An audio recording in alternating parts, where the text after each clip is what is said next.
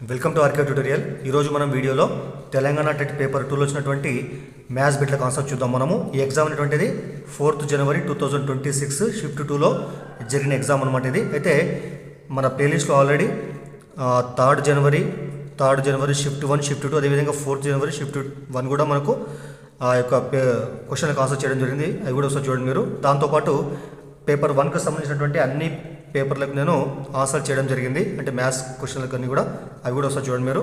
So ఇప్పుడు మనం ఈరోజు ఇందులో మొదటి క్వశ్చన్ గమనిస్తే మనము మొదటి క్వశ్చన్ ఇక్కడ ఏముందంటే so P = x such that x అనేది 25 లోపు ఉన్నటువంటి ప్రధాన సంఖ్య.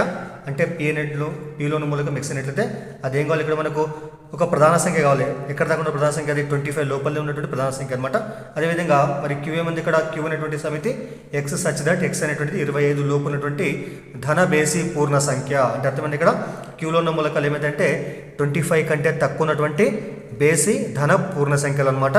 అయితే మనకి ఏమంటే ఇక్కడ Q - P అంటే Q సమితి నుంచి మనము P సమితిని తీసివేస్తే వచ్చేటువంటి యొక్క సమితి ఎంత అని ఇక్కడ చాలా ఈజీ చూడండి. మనకి ఏం కావాలా, Q - P కావాలా. మరి Q అంటే మనకి ఇచ్చింది యాక్చువల్గా ఏంది, ఇక్కడ ఇవన్నీ రెండు కూడా మనకు సమితి నిర్మాణ రూపాలు లేదా లాక్షణిక రూపాలు అనమాట.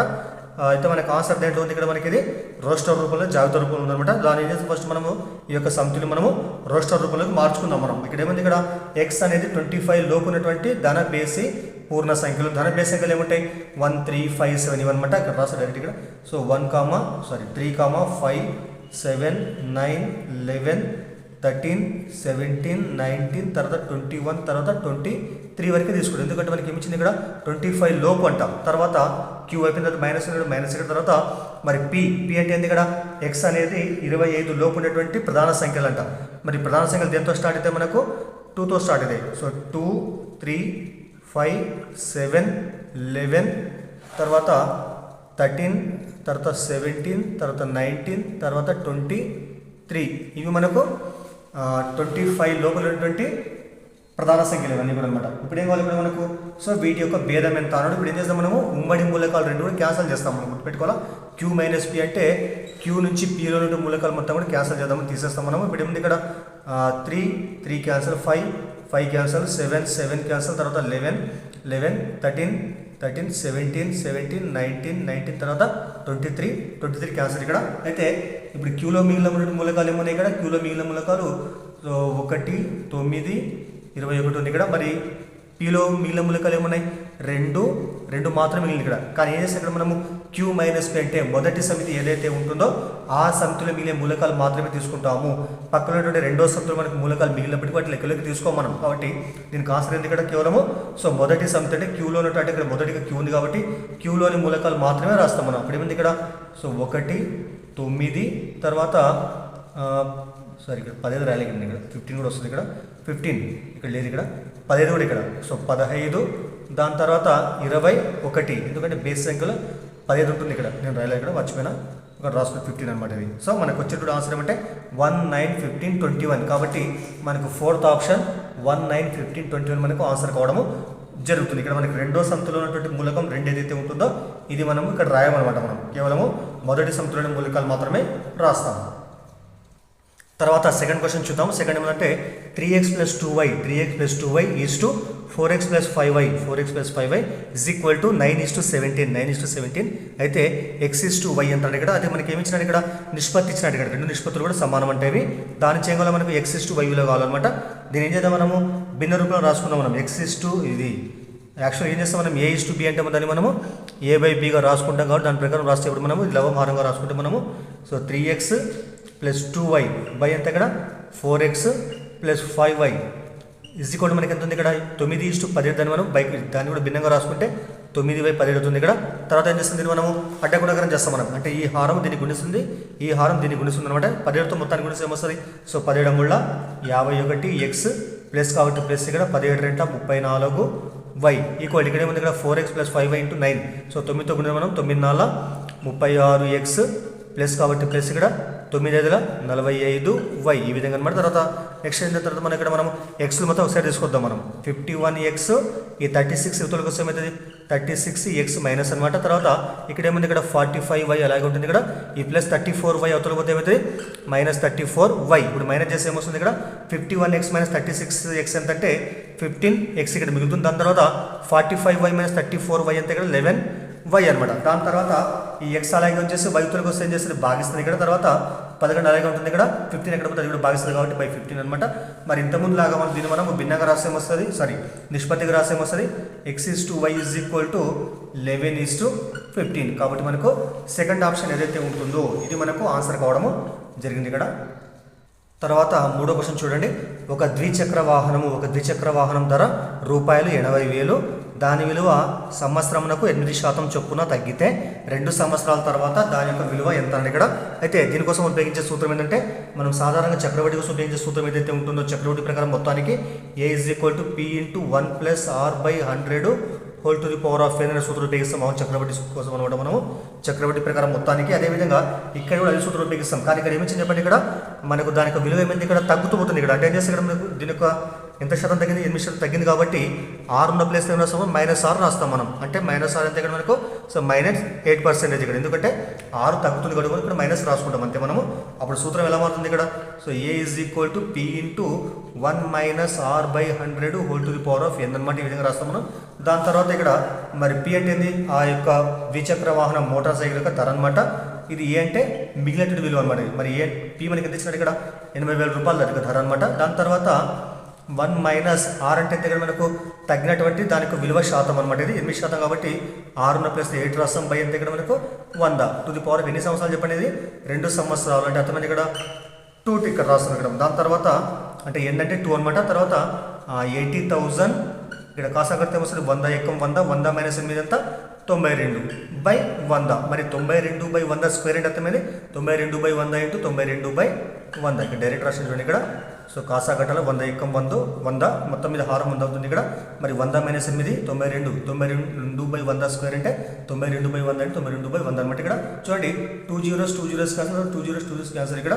దాని తర్వాత మనకి చివరిగా మనకి మిగిలినటువంటి విలువ ఏమని ఇక్కడ సో 8 × 92 × 92. మరి ఈ మొత్తాన్ని కూడా గుణిస్తే మనకు వచ్చే విలువ ఏంటంటే 67,712 అంటే అర్థమైంది ఇక్కడ 2 సంవత్సరాల తర్వాత దాని యొక్క విలువ ప్రతి సంవత్సరం 8% తగ్గుతూ ఉన్నట్లయితే 2 సంవత్సరాల తర్వాత దానికి విలువ ఏంటంటే 67,712కి సమానం కావడం జరుగుతుంది. యాక్చువల్ ఫస్ట్ రేట్ దగ్గర మనకు 80,000 రూపాయలు అనమాట. కానీ దానికి రేట్ ఏమైంది ఇక్కడ సంవత్సరానికి 8% తగ్గింది కాబట్టి మొత్తం మీద దానికి విలువ ఇప్పుడు ఎంత 67,712కు సమానం అవుతుందన్నమాట. తర్వాత ఫోర్త్ క్వశ్చన్ చూడండి. ఫోర్త్ ఏమి ఇచ్చిందంటే అతి చిన్న మరియు అతిపెద్ద రెండంకెల ప్రధాన సంఖ్యల లబ్ధం ఎంత అని ఇక్కడ. అయితే చూడండి మరి రెండంకెల ప్రధాన సంఖ్యలు ఏమిటి ఇక్కడ మనకు 11 నుంచి స్టార్ట్ అయ్యి మనకు లాస్ట్గా 97 వరకు ఉంటాయి అనమాట. ఇవి అంటే అతి చిన్న రెండంకెల ప్రధాన సంఖ్య 11, తర్వాత అతిపెద్ద రెండంకెల ప్రధాన సంఖ్య 97 అనమాట. వీటి లబ్ధం ఎంత అన్నాడు ఇక్కడ. సో వీటి మీద చాలా వస్తాయి మనకు అంటే 13, 17, 19 ఈ విధంగా అనమాట. అయితే చివరిగా వచ్చేటువంటి రెండంకెల సంఖ్య మనకి ఏమవుతుంది ప్రధాన సంఖ్యనే కావాలి ఇక్కడ మనకు. సో ప్రధాన సంఖ్య 97, అతి చిన్న రెండంకెల ప్రధాన సంఖ్యనేమో 11. వీటి లబ్ధం అంటే ఏం చేస్తే సింపుల్ గుణిస్తాం మనము. సో 97 × 11 గుణిస్తే ఏమొస్తుంది ఇక్కడ సో 97 అప్పుడు ఏమొస్తుంది ఇక్కడ 7, 16, 10 అంటే 1067 అంటే మనకి థర్డ్ ఆప్షన్ ఏదైతే ఉంటుందో మనకి ఇది 1067 ఇది ఆన్సర్ ఉంటుందన్నమాట. దాని తర్వాత ఫిఫ్త్ క్వశ్చన్ చాలా ఈజీ క్వశ్చన్ చూడండి. ఇది ఫిఫ్త్ క్వశ్చన్ మరి ఏమిచ్చింది ఇక్కడ ఒక పాఠశాల ఉదయము 9 గంటల నుండి సాయంత్రం 4:15 వరకు పనిచేస్తుంది. అయితే పాఠశాల పనిచేసేటువంటి సమయము నిమిషాలలో ఎంత అని ఇక్కడ. ఇది యాక్చువల్ తెలంగాణలో ఉండే ప్రతి స్కూల్ కూడా పనిచేసేటువంటి అంటే హై స్కూల్ యొక్క సమయం అనమాట ఇది. అదే సమయం మనకి ఇచ్చినాడు ఇక్కడ. సో 9 to 4:15 అనమాట 4:15 PM వరకు. అయితే పనిచేసే మొత్తం సమయం నిమిషాల్లో ఎంత అని ఇక్కడ. మరి 9 గంటలకు స్కూల్ స్టార్ట్ అయితే మనకు 10 గంటలకు ఏమవుతుంది ఇక్కడ సో 10 hours మనకి ఎంత 1 hour అవుతుంది ఇక్కడ. దాని తర్వాత 11కు 2, తర్వాత 12కు 3, తర్వాత 1కు 4, తర్వాత 2కు 5, 3కు 6, తర్వాత 4కు 7 ఇక్కడ 7 hours. దాని తర్వాత పైన ఉంటుంది ఇక్కడ మనకు 15 minutes ఇక్కడ కాబట్టి 15 నిమిషాలు. మళ్ళీ తర్వాత ఇక్కడ ఎన్ని మొత్తం గంటలు ఇక్కడ 1, 2, 3, 4, 5, 6, 7 7 గంటలు కాబట్టి దీని నిమిషాలు మారుస్తే వస్తుంది 7 × 60 7 6 అంటే 42 కాబట్టి 420 నిమిషాలు ప్లస్ ఎంత ఇక్కడ 15 నిమిషాలు మొత్తం ఎంతంటే 435 నిమిషాలు. కాబట్టి సో మనకు ఆన్సర్ ఏంది ఇక్కడ సెకండ్ వన్ 435 minutes స్కూల్ అనేటువంటిది పని చేయడము జరుగుతుంది అనమాట ఇక్కడ. తర్వాత 6వ క్వశ్చన్ చూద్దాము. 6వ క్వశ్చన్ ఇచ్చింది ఇక్కడ 20, 30, 34, 35, 37, 38, 39, 40 అనే దత్తాంశం నుండి 30ని తొలగిస్తే మధ్యగతం ఎంత పెరుగుతుందని ఇక్కడ అయితే అర్థమైంది. ఇక్కడ మొదటగా మనకి ఈ దత్తాంశం ఉందన్నమాట. ఈ దత్తాంశం మధ్యగతం ఏదైతే ఉంటుందో ఆ మధ్యగతం పక్కన పెట్టేస్తే మనము తర్వాత ఈ దత్తాంశం నుంచి 30 తీసేస్తే అప్పుడు వచ్చేటువంటి మధ్యగతము ఆ మధ్యగతం తర్వాత మొదటి మధ్యగతం మధ్య తేడా ఎంత అని ఇక్కడ అది మనకు అవసరం అనమాట. ఇక్కడ అయితే ఫస్ట్ మన దత్తాంశం ఏదైతే ఉంటుందో మధ్యగతం ఎంత ఇక్కడ రాద్దాం మనము. సో 20, 30, 34, 35, 37, 38, 39, 40 ఇక్కడ దత్తాంశం మొత్తం మనకు రాసుకుని ఇక్కడ 1, 2, 3, 4, 5, 6, 7, 8 వీటి మధ్యగతం ఎంత ఇక్కడ మనకు ఇక్కడ 3 ఇక్కడ 3 పోతే ఇక్కడ మనకు సో మధ్యలో ఉన్నాయి 35, 37 కాబట్టి వీటి యొక్క సగటు అనుకుంటాం మనం. వీటి సగటే మనకు ఈ దత్తాంశం మధ్యగతం అవుతుంది. మరి సగటు అంటే ఇక్కడ ఆ రెండు కూడి బయట 35 + 37/2 ఎంత వస్తుంది ఇక్కడ మనకు ఎంత వస్తుంది ఇక్కడ 72/2 అంటే మొత్తం ఏంటప్పుడు 36 ఉంది. అంటే అర్థమైంది ఇక్కడ ఇచ్చిన దత్తాంశం యొక్క మధ్యగతము 36కు సమానం అవుతుంది అనమాట. ఇది దాని తర్వాత మళ్ళీ ఏం చేయాలి ఇక్కడ మనం 30 తీసేయాలి మనం. అప్పుడు 30 తీసేస్తే మనకి ఏముంటుంది చెప్పండి ఇక్కడ. సో 20, 34, 35, 37, 38, 39, 40 ఇక్కడ మనకి ఇక్కడ 3 ఇక్కడ 3 పోతే అప్పుడు మధ్యలో ఏముంది ఇక్కడ మనకు 37 ఉంది. అంటే దత్తాంశం నుంచి మనం 30 తీసేస్తే వచ్చేటువంటి దత్తాంశం ఏదైతే ఉంటుందో ఆ దత్తాంశం యొక్క మధ్యగతం ఎంత 37కి సమానమైంది. అంటే అర్థమైంది ఇక్కడ మొదటి దత్తాంశం యొక్క మధ్యగతం కన్నా రెండో దత్తాంశం మధ్యగతం మనకు 1 ఎక్కువగా ఉంది. కాబట్టి ఏమైంది ఇక్కడ దత్తాంశం మధ్యగతం మనకు 1 పెరగడం జరిగింది. అంటే ఎంత పెరిగింది ఇక్కడ మనకు 1 పెరిగింది. ఇక్కడ 36 నుంచి 37గా మారడము జరిగింది. కాబట్టి 1 మనకు పెరుగుదల ఉంటుంది అక్కడ. తర్వాత 7వ క్వశ్చన్ చూడండి. -4, 6 మరియు 8, -3 బిందువులను కలిపేటువంటి రేఖాఖండాన్ని 1:3 నిష్పత్తిలో అంతరంగా విభజించేటువంటి బిందువు ఈ పాదంలో ఉంటుంది. అంటే అర్థమైంది ఇక్కడ మనకి ఏమి ఇచ్చింది ఇక్కడ 1వ పాదమా 4వ పాదమా 3వ పాదమా 2వ పాదం అంట. మీకు తెలిసింది ఆల్రెడీ నిరూపక తలంలో మొత్తం మనకి 4 పాదాలు ఉంటాయి. x అక్షం y అక్షం ఈ విధంగా ఖండించినప్పుడు ఇక్కడ మనకు సో y డాష్ ఇక్కడ 1వ పాదము 2వ పాదము 3వ పాదము తర్వాత 4వ పాదం అన్నట్టు ఈ విధంగా పదాలు ఉంటాయి.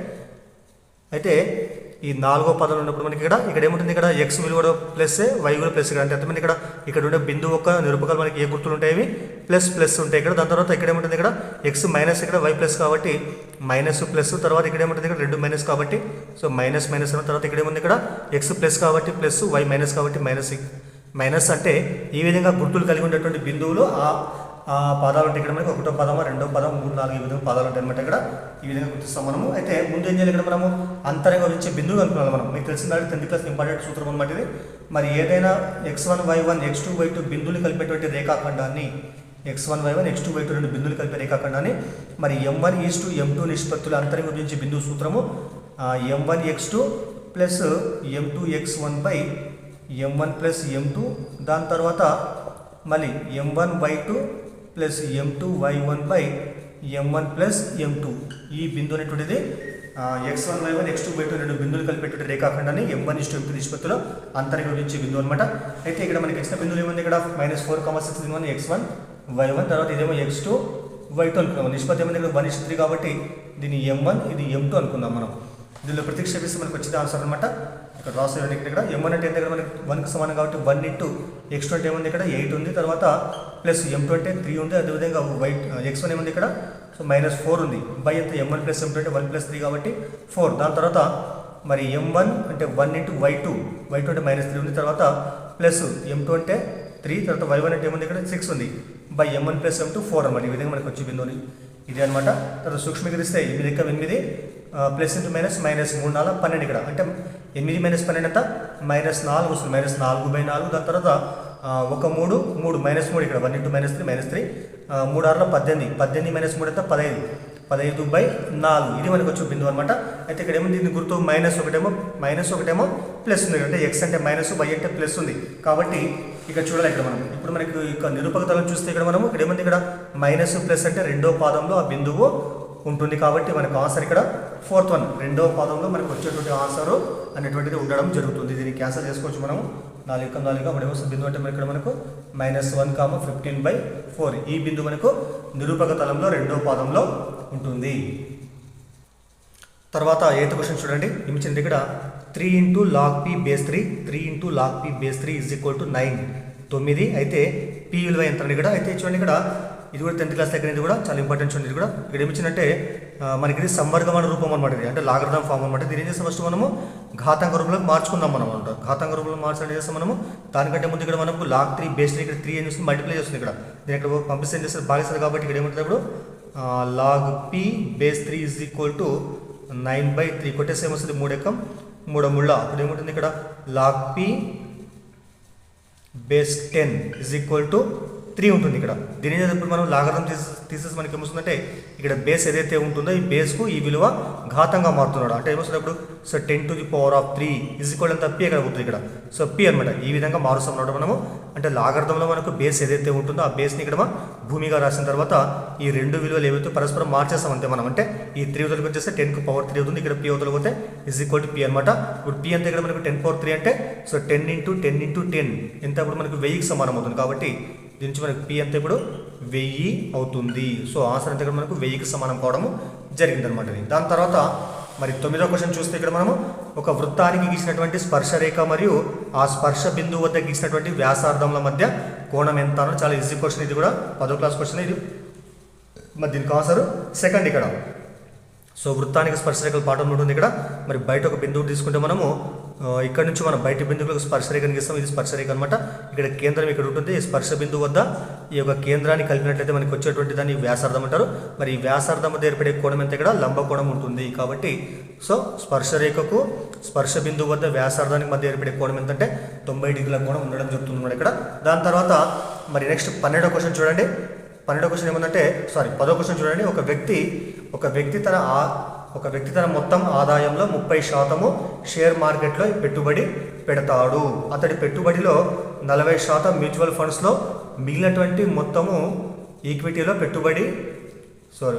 పెడితే అతని యొక్క మొత్తం ఆదాయంలో ఈక్విటీలో పెట్టుబడి శాతము ఎంత అని ఇక్కడ. అంటే ఇక్కడ మనకు ఎంతో కొంత మొత్తం మీద అతనికి ఆదాయం వస్తుందంట. ఆ ఆదాయంలో 30% డబ్బులు ఏవైతే ఉన్నాయో ఆ డబ్బులు అతను షేర్ మార్కెట్లో పెడుతున్నాడంట. మరి 30% డబ్బులు ఏవైతే ఉంటాయో ఆ 30%లో కూడా మళ్ళీ 2 భాగాలు చేస్తాడు. అంటే అర్థమైంది ఇక్కడ ఆ 30% 2 భాగాలు చేస్తే ఒకటేమో 40%, ఇంకోటి ఎంత ఇప్పుడు 60%. మరి 40% ఏమైంది ఇక్కడ మ్యూచువల్ ఫండ్స్లో పెట్టినట. మిగతా 60% ఇక్కడ పెట్టినాడు ఇక్కడ వాడు ఈక్విటీలో పెట్టినాడు అనమాట. అయితే ఈక్విటీలో పెట్టినటువంటి డబ్బులు ఏవైతే ఉంటాయో ఆ డబ్బులు మొత్తం ఆదాయంలో దాని యొక్క శాతము ఎంత అని ఇక్కడ. అయితే చూడండి ఇక్కడ సో మనకు ఉన్నటువంటి మొత్తం ఆదాయం ఫస్ట్ మనము 100% అనుకుందాం. మనకు వచ్చే మొత్తం డబ్బులతో 100% అనుకుందాం మనము. మరి 100%లో మరి షేర్ మార్కెట్లో పెట్టేటువంటి శాతం ఎంత 30%. ఇంటూ 30% తీసుకుంటాం మనం. దాని తర్వాత మళ్ళీ 30%లో మనకు ఈక్విటీలో పెట్టే శాతం ఎంత, యాక్చువల్గా మ్యూచువల్ ఫండ్స్లో 40%. మరి 100% దీన్ని మొత్తం అనుకుంటే మనము 40 ఇక్కడ పోతే మిగతా ఏముంటుంది అప్పుడు 60% ఉంటుంది అనమాట. ఆ 60% ఎక్కడ పెట్టాలా, ఈక్విటీలో పెట్టాలా. మనకి ఈక్విటీ శాతం కావాలి కాబట్టి సో ఈక్విటీ యొక్క శాతం మనకి ఎంత ఇక్కడ మనకి యాక్చువల్గా 30%లో 60%. కాబట్టి 60% ఇక్కడ. సో మనకి ఇచ్చినటువంటి 3% గుణిస్తే మనకి వచ్చేటువంటిదే ఆన్సర్ ఇక్కడ మనకి. సరే 100 అంటే మనకు వచ్చే మొత్తం 100 రూపాయలు అనుకున్నాం మనము.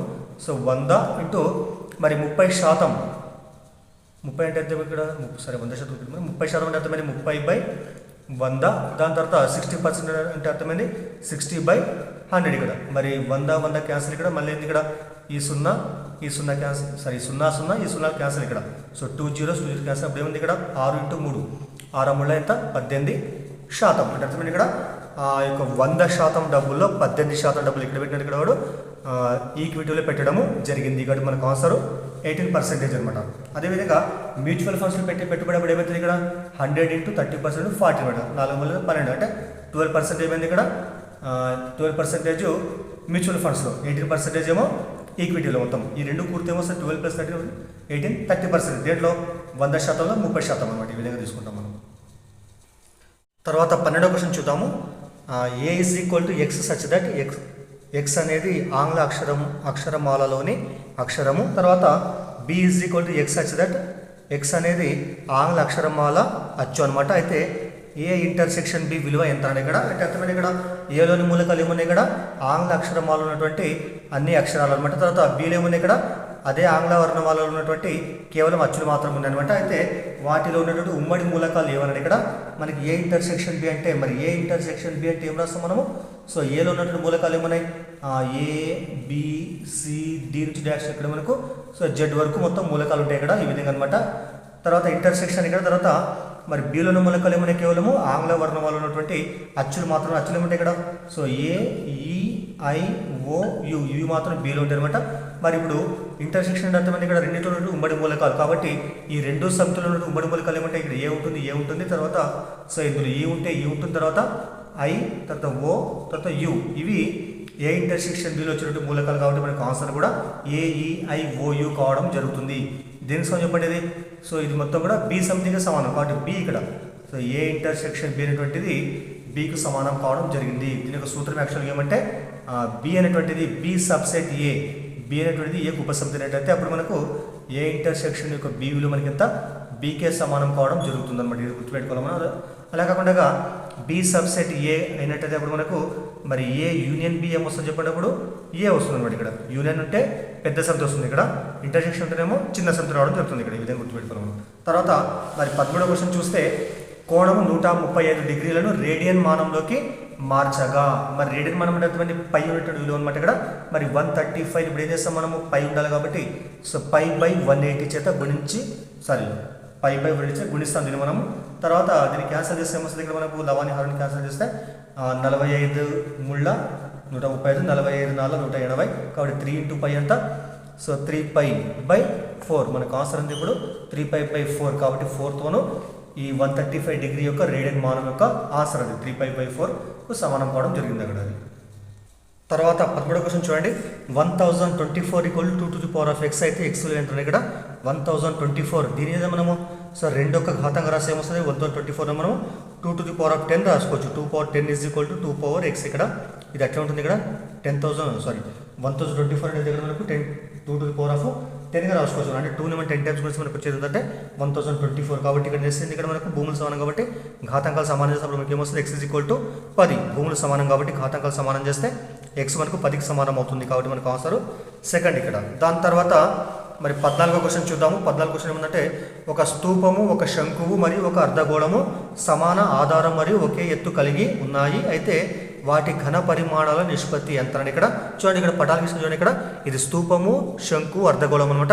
ఇవేంది ఇక్కడ మనకు ఒకే ఆధారం అంటే ఒకే వ్యాసార్థం కలిగి ఉన్న తర్వాత ఒకే ఎత్తుని కలిగి ఉన్నాయి అంటే మనకి ఇక్కడ స్తూపం ఎత్తు ఎంతైతే ఉంటుందో ఈ యొక్క శంకు ఎత్తు కూడా అంతే. అదేవిధంగా అర్ధగోళం ఎత్తు అంటే ఏమవుతుంది ఇక్కడ వ్యాసార్థము ఈ యొక్క అంటే అర్ధగోళం వ్యాసార్థము ఈ శంకు యొక్క ఎత్తుకు స్తూపం యొక్క ఎత్తుకు సమానం అవుతుంది అంటే అర్థమైంది ఇక్కడ r అనేటువంటిది hకు సమానం కావడము జరిగింది. దీని నుంచి మనం ఇట్లా మనము సో ఆధారాలు ఎత్తుకు సమానంగా ఈ విధంగా రాసుకోవచ్చు మనము. అయితే నెక్స్ట్ ఏం కావాలి మనకు సో వరుసగా వీటి యొక్క ఘన పరిమాణ నిష్పత్తి అంటాడు. అయితే ఫస్ట్ ఏమైంది ఇక్కడ మనకు స్తూపం కాబట్టి మరి స్తూపం ఘన పరిమాణం ఎంత πr²h తర్వాత ఈస్టు నిష్పత్తి కావాలి కాబట్టి శంకు ఘన పరిమాణం ఎంత 1/3πr²h ఈస్టు తర్వాత అర్ధగోళం యొక్క ఘన పరిమాణం ఎంత సో 2/3πr³ అనమాట. చూడండి ఇక్కడ పై క్యాన్సిల్ చేస్తే తర్వాత ఇక్కడ ఏముంది ఇక్కడ r² ఇక్కడ r² ఇక్కడ ఏముంది r³ ఉంది ఇక్కడ అంటే ఒక రెండు r² క్యాన్సిల్ అవుతుంది మనకి ఇవ్వండి ఒక r ఉంటుంది ఇక్కడ. మరి r దేనికి సమానం hకి సమానం కాబట్టి ఈ h ఇంకో మిగిలినట్టు r అది కూడా క్యాన్సిల్ చేసుకోవచ్చు మనము. అప్పుడు ఏముంటుంది ఇక్కడ మనకు అంటే ఇక్కడ ఏం లేకుంటే 1 ఉంటుంది ఇక్కడ సో 1:1/3 ప్రతిదాన్ని మనం 3తో గుణిస్తే ఏమొస్తుంది ఇక్కడ లేకుంటే ఈ మొత్తం దీన్ని తీసుకొచ్చి ఇక్కడ దీన్ని మల్టిప్లై చేసుకోవచ్చు మనం. సరే గుణిద్దాం మనం. సో 3:1 తర్వాత ఇక్కడ కూడా 3/3 తర్వాత 3/6/3 అంటే ప్రతిదాన్ని మనం 3తో గుణించినాం. క్యాన్సిల్ చేస్తే వస్తుంది 3 1 3 2 అప్పుడు ఏముంది ఇక్కడ 3:1:2 కాబట్టి మనకు 4తోనూ వాటి యొక్క నిష్పత్తి కావడం జరుగుతుంది ఇక్కడ. తర్వాత 15వ క్వశ్చన్ చూద్దాను. ఒక వ్యక్తి రూపాయలు 2700 లకు సైకిల్ కొని 15% నష్టానికి అమ్మినాడు. అయితే ఆ సైకిల్ యొక్క అమ్మకపు వెల ఎంత అన్నాడు ఇక్కడ. అయితే మనకి ఇచ్చింది ఇక్కడ మనకు సో కొన్న వేల మనకి ఇచ్చినాడు ఇక్కడ. తర్వాత దాంతోపాటు నష్ట శాతం ఇచ్చినాడు ఇక్కడ మనకు. అయితే మీకు తెలిసింది ఆల్రెడీ నష్ట శాతం సూత్రము నష్టం బై కొన్న వేల ఇంటూ 100. దీని నుంచి ఫస్ట్ మనము నష్టం కనుక్కుందాం. మనం నష్టం కోసం ఏం చేస్తాం ఇక్కడ మనం ప్రతిక్షేపిస్తాం విలువలు. నష్ట శాతం ఎంత 15 కాబట్టి సో 15 = నష్టము బై కొన్న వేల ఎంత 2700 ఇక్కడ 2700 సో ఇంటూ ఎంత ఇక్కడ 100 అనమాట. తర్వాత క్యాన్సల్ చేస్తే సో 100 ఈ 2 zeros క్యాన్సల్ అప్పుడు ఏముంది ఇక్కడ 27 ఉంటుంది ఇక్కడ 27 × 15 అప్పుడు నష్టం ఏమొస్తుంది 15 27 రెండు కూడా మల్టిప్లై చేస్తే మనకు వచ్చేటువంటి విలువ ఎంతంటే ఇది 405 వస్తుంది ఇక్కడ. ఇది నష్టం ఎంత ఇప్పుడు మనకు 405కు సమానం కావడం జరిగింది. కానీ మనకేం కావాలి ఇక్కడ మనకు అమ్మకపు వెల కావాలి. మరి అమ్మకపు వెల నష్టం వచ్చినప్పుడు సూత్రం ఏంది అమ్మకపు వెల = కొన్న వేల మైనస్ నష్టం. మనకి నష్టం ఎప్పుడు వస్తుందంటే కొన్న వేలకి నష్టం తీసేస్తే మనకు వచ్చేటోటిదే అమ్మిన వేల. అంటే నష్టం ఎప్పుడు వస్తుంది దగ్గర మనకు కొన్న వేల కంటే అమ్మిన వేల తక్కువగా ఉన్నప్పుడు మనకు నష్టం వస్తుంది. కాబట్టి ఏం చేస్తాం మనము కొన్న వేలకి వెళ్ళి నష్టాన్ని తీసేస్తాం. మనం నష్టం ఎంత 405. అప్పుడు మైనస్ చేస్తే ఏమొచ్చింది ఇక్కడ సో 2295. కాబట్టి అమ్మింది ఎంత ఇప్పుడు 2295కి అమ్మడం జరిగింది. ఎంత కొన్నాడు యాక్చువల్గా 2007 కొన్నాడు. ఇక్కడ ఇంత నష్టం అనమాట. కాబట్టి మనకు ఆన్సర్ ఫస్ట్ మనం అమ్మిన వేల 2295కి సమానం కావడం జరిగింది. తర్వాత మరి 16వ క్వశ్చన్ చూస్తే x = 2, y = -3 మరియు z = -1 అయితే 4x⁴ y² - 5x² z² + 3yz విలువ ఎంత ఇక్కడ అయితే ఇక్కడ ప్రతిక్షేపిద్దాం మనము. 4 × x అంటే ఎంత ఇక్కడ మనకు 2³ అంటే ఏమొస్తుంది 8 వస్తుంది. ఇక్కడ డైరెక్ట్ రాస్తుంది ఇక్కడ. మరి y² y అంటే -3 -3² అంటే ఏమొస్తుంది 9 3² 9. తర్వాత ఇక్కడ ఏముంది మైనస్ ఇక్కడ 5 × x² అంటే ఎంత 2² అంటే 4. మరి z² అంటే ఎంత -1² అంటే 1 వస్తుంది. తర్వాత ప్లస్ 3yz 3 × y అంటే ఎంత ఇక్కడ -3. తర్వాత మరి z అంటే ఎంత -1. వీటి సూక్ష్మీకరిద్దాం మనము. మరి మొత్తం కూడా గుణిస్తే మనకు వచ్చేటువంటి విలువ ఏంటంటే 4 × 8 × 9 ఇక్కడ ఈ మొత్తాన్ని మల్టిప్లై చేసి మనకు వచ్చేంత 288 వస్తుంది. తర్వాత 20 తర్వాత ఇక్కడ ప్లస్ కాబట్టి ప్లస్ ఇక్కడ సరే -(-) ప్లస్ అవుతుంది. 3 × 9 9 ఇక్కడ మరి తీసేస్తే మనకు వచ్చే విలువ ఏంటంటే 277. కాబట్టి మొత్తం మీద మనకు ఆన్సర్ ఎంత థర్డ్ ఆప్షన్ ఇక్కడ 277 ఆన్సర్ అవుతుంది అనమాట. తర్వాత 17వ క్వశ్చన్ చూడండి. Cube root of 125 to the power of 2 125 whole square విలువ ఎంత ఇక్కడ చాలా ఈజీ క్వశ్చన్ ఇది. మరి 125 ఏం చేస్తాం మనము దీన్ని 5 టు ది పవర్ ఆఫ్ 3 రాసుకోవచ్చు మనం. కాబట్టి cube root of 5 to the power of 3 రాసుకోవచ్చు మనం. మొత్తానికి ఏముంది ఇక్కడ ఖాతం ఇక్కడ సో 2 ఉంది ఇక్కడ. 5 టు ది పవర్ ఆఫ్ 3 తర్వాత క్యూబ్ రూట్ 2 కూడా క్యాన్సల్ చేసుకోవచ్చు మనము. తర్వాత మనకి ఏముంటుంది ఇక్కడ 2 ఉంటుంది పైన ఖాతం, లోపల ఏముంది ఇక్కడ 5 ఉంటుంది ఇక్కడ. మరి 5² అంటే ఇక్కడ 25కి సమానం అవుతుంది. 5 × 5 అంటే 25. కాబట్టి మనకు ఆన్సర్ సో థర్డ్ ఇక్కడ. యాక్చువల్ దీని అర్థం ఏంటంటే దీని ఏం రాసుకుంటాం యాక్చువల్గా అంటే మనం 125 to the power of cube root అనేది మనం 1/3గా రాసుకోవచ్చు మనం. పైన ఖాతం ఆల్రెడీ సో 2 ఉంది ఇక్కడ. మళ్ళీ 125 ఏం చేస్తాం మామూలుగా మనము 5/3 రాసుకుంటాం. దీనిపైన ఖాతం ఎంత 1/3 మళ్ళీ ఖాతం 2 కాబట్టి 3 క్యాన్సల్ ఇక్కడ. అప్పుడు 5² అంటే ఎంత 25. కాబట్టి థర్డ్ ఆన్సర్. తర్వాత మరి 18th క్వశ్చన్ చూస్తే ఇక్కడ tan θ = 3/4 అయితే cosec θ విలువ ఎంత అంటే ఇక్కడ మరి tan θ అంటే ఏ భుజాల నిష్పత్తి ఈ విధంగా లంబకోణం త్రిభుజం తీసుకుంటే మనము tan θ అంటే ఎదుటి భుజం బై ఆసన భుజం కాబట్టి ఇక్కడ θ కోణం తీసుకుంటే మనము ఇది 3/4కి సమానం అవుతుంది. మరి దేని ప్రకారం ఉంది ఇక్కడ ఇది ఒక లంబకోణ త్రిభుజం పైథాగరస్ సిద్ధాంతం ప్రకారం మన కర్ణం ఎంత వస్తుంది ఇక్కడ 5 వస్తుంది ఇక్కడ. అంటే కర్ణము స్క్వేర్ = భుజాల వర్గాలు మొత్తం కాబట్టి అది మనకి 5 వస్తుంది. దానికి మనకి cosec θ మరి cosec θ అంటే ఏ భుజాల నిష్పత్తి చెప్పండి ఇది కర్ణం బై ఎదుటి భుజము. మరి టీటాకు కర్ణం అంటే 5 కాబట్టి ఇక్కడ 5. దాని తర్వాత ఎదుటి భుజం అయితే ఇక్కడ 3 కాబట్టి 5/3. సో సెకండ్ ఆప్షన్ ఏదైతే ఉంటుందో మనకు అది ఆన్సర్ అవుతుంది. తర్వాత 19వ క్వశ్చన్ చూద్దాము. త్రిభుజం PQR మరియు త్రిభుజం XYZలలో PQ = XY, PR = XZ మరియు QR = YZ అయితే క్రింది వాటిలో ఏది సరైనదని ఇక్కడ అయితే ఇక్కడ అర్థమైంది. ఇక్కడ భుజాల కొలతలు అనమాట. ఇవి ఈ భుజాలు రెండు సమానమని అనమాట. అయితే అందులో ఇక్కడ దేని ప్రకారం త్రిభుజాలు సర్వసమానం అన్నాడు. ఇక్కడ ఫస్ట్ త్రిభుజం ఇక్కడ PQR కాబట్టి త్రిభుజం ఫస్ట్ మనం PQR ఇక్కడ గీద్దాం. తర్వాత మరి దీనికి సమానంగా ఉన్నట్టు మరొక త్రిభుజం గీస్తే మనము ఇక్కడ భుజాల ప్రకారం ఇక్కడ తెలుసుకున్నాం. ఇక్కడ మనం మరి PQ అంటే ఎంత XYకి సమానం. ఇక్కడ PQ భుజం XYకి సమానం కాబట్టి మరి ఇక్కడ XY రాద్దాం. తర్వాత నెక్స్ట్ ఏంది ఇక్కడ PR = XZ. సో PR అంటే ఇది ఇక్కడ XZ ఇక్కడ XZ అనమాట. తర్వాత మరి QR = YZ ఆటోమేటిక్గా సమానం అవుతుంది. ఈ విధంగా మనకు ఉన్నాయి కాబట్టి త్రిభుజాలు అప్పుడు వీటి పేర్లు ఎట్లా తీసుకుంటాం మనం అంటే అర్థమైంది. ఇక్కడ PQ భుజము XY భుజానికి అనురూప భుజము సర్వసమానం. అదేవిధంగా QR భుజము YZ భుజానికి సర్వసమానం తర్వాత అనురూపం అనమాట. కాబట్టి త్రిభుజం PQR తీసుకుంటే కంపల్సరీ మనం దీనికి స్వరూపంగా రాసేటువంటి సమానంగా రాసేటువంటి అంటే సర్వసమానంగా రాసే త్రిభుజం పేరు ఏం కావాలా XYZ కావాలి. కాబట్టి త్రిభుజము XYZ. కాబట్టి 4th మనకు ఆన్సర్ కరెక్ట్ కావడం జరుగుతుంది అనమాట ఇది. దాని తర్వాత 20వ క్వశ్చన్ చూస్తే ఒక దీర్ఘచతురస్రం చుట్టుకొలత 64 సెంటీమీటర్లు మరియు దాని పొడవు 18 సెంటీమీటర్లు అయితే దానికి వైశాల్యము ఎంత అన్నాడు ఇక్కడ. మరి చుట్టుకొలత సూత్రము దీర్ఘచతురస్రాన్ని సో 2 × L + B = ఎంత ఇక్కడ మనకు 64 అనమాట. లెక్క ప్రకారం ఏముంది ఇక్కడ 2 × L అంటే మనకి ఎంత పొడవు 18. సో 18 + B = ఎంత 64 ఇక్కడ.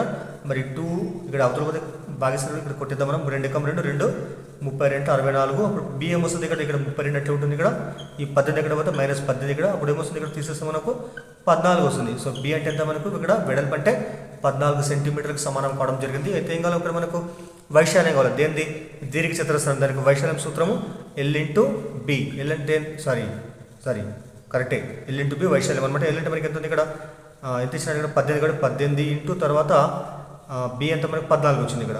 సో ఇది ఆన్సర్ అనమాట. మరి ఇక్కడ ఏముంది ఇక్కడ సార్ 4 32 అంటే 1 2 వస్తుంది ఇక్కడ. కాబట్టి మనకి ఫస్ట్ వన్ ఆప్షన్ 252 మనకు కరెక్ట్ ఆన్సర్ అవుతుంది అనమాట. ఇక్కడ గుణిస్తే కూడా 252నే వస్తుంది, లేదంటే 8 4 32 కాబట్టి 1 2 వస్తుంది. కాబట్టి మిగతా ఇక్కడ ఎక్కడ లేవు ఇక్కడ, కాబట్టి మనకి ఇది ఆన్సర్ అవుతుంది అనమాట. ఈ విధంగా చేయొచ్చు. తర్వాత 22వ క్వశ్చన్ చూద్దాము. ముందు మనం క్రింది వాటిలో ఏ వ్యాఖ్య సత్యం అని ఇక్కడ, అంటే ఇచ్చినటువంటి దాంట్లో మనకి ఏది సత్యం అంటే ఇక్కడ మరి ఏమి ఇచ్చిన ఫస్ట్ వన్ -15 గ్రేటర్ దాన్ -13 ఇక్కడ. సో ఇది అసత్యం, ఎందుకంటే -15 కంటే -13 పెద్దది కాబట్టి మనకు రాంగ్ అనమాట. తర్వాత -15 లెస్ దాన్ -1 ఇది కరెక్ట్ స్టేట్మెంట్, అంటే -1 కంటే -15 చిన్నది కాబట్టి ఇది కరెక్ట్ అవుతుంది. తర్వాత -15 గ్రేటర్ దాన్ 1 ఇది కూడా రాంగ్. తర్వాత -15 లెస్ దాన్ -18 ఇది కూడా రాంగ్ అనమాట. కాబట్టి సెకండ్ వన్ మనకు ఆన్సర్ అవుతుంది. ఎందుకోసం అంటే సంఖ్యారేఖ పైన ఏమైతే మనకి ఎడమ వైపు ఉపయోగ విలువలన్నీ కూడా తగ్గుతాయి. ఇక్కడ 0 ఉంటే -1 -2 -3 కాబట్టి అన్నిటికంటే రుణ విలువలో -1 పెద్దదవుతుంది ఇక్కడ పూర్ణ సంఖ్యలో అనమాట. ఈ విధంగా పూర్ణ సంఖ్యలో -1 పెద్దదవుతుంది కాబట్టి విలువలు తగ్గుతూ పోతుంటాయి ఇక్కడ ఎడమ వైపు పోయే కొద్దీ. కాబట్టి మనం దాని ప్రకారం చేస్తాం ఇక్కడ మనం. దాని తర్వాత 21వ క్వశ్చన్ చూద్దాం మనము. ఇది చెప్పలే ఇక్కడ మనము. మరి ఇచ్చిన క్వశ్చన్ ఏమంటే ఇక్కడ x² - 11x + k యొక్క శూన్యాల మధ్య భేదము 5 అయితే k విలువ ఎంత అని ఇక్కడ. అయితే మనకి ఇచ్చినటువంటి ఆ యొక్క బహుపది ఏదైతే ఉంటుందని యొక్క శూన్యాలు మనము ఒకటి ఏ అనుకుంటే ఇంకో శూన్యం ఎంత వాటి మధ్య భేదం 5 కాబట్టి ఇంకో శూన్యము a+5 ఉంటుంది ఇక్కడ. ఈ విధంగా అనుకుంటాం, ఎందుకంటే వాటి మధ్య భేదం 5 కాబట్టి మొదటి శూన్యం ఏ అయితే రెండో శూన్యం a+5 అనమాట. మరి మీకు తెలిసిన శూన్యాల మొత్తం అంటే ఇవే కదా. శూన్యాల మొత్తం సూత్రం ఏంటి -b/a. కాబట్టి శూన్యాల మొత్తం a+5 మరి b/a -b/a అంటే ఎంత వస్తుంది ఇక్కడ b అంటే -11 ఇక్కడ -b/a అంటే ఏమొస్తుంది 11/1 అంటే 11 వస్తుంది ఇక్కడ.